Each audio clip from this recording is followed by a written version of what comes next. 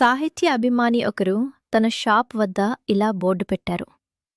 కొంచెం కూడా ఆంగ్లం వాడకుండా వస్తువులు కొంటే 30% రాయితీ ఇస్తాను. ఒక వ్యక్తి, సూక్ష్మాతి సూక్ష్మ విషాణు రాకపోక నియంత్రణ ముఖోనాసికాది రక్షణార్థం కర్ణద్వయ సమర్థిత ద్రివస్త్రం ఇవ్వండి అన్నాడు. దాంతో కళ్ళు తిరిగిన యజమాని, బాబూ 50% రాయితీ ఇస్తాను, ఆంగ్లంలోనే చెప్పండి. అప్పుడో వ్యక్తి, మాస్క్ ఇవ్వండి అన్నాడు.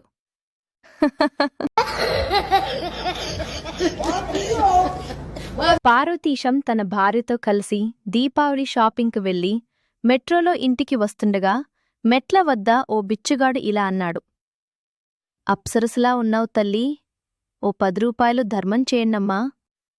గుడ్డివాణ్ణి చూసి పార్వతీశం, వీడు నిజంగానే గుడ్డివాడు, 10 కాదు ఓ 100 రూపాయలిచ్చేయ్. హహహహ.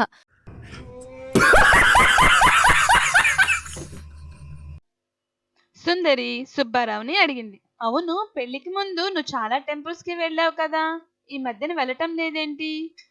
నువ్వు దొరికావు కదా. సుందరి ముసిముసిగా నవ్వింది. అయితే నాకు దేవుడి మీద నమ్మకం పోయిందని చెప్పాడు సుబ్బారావు.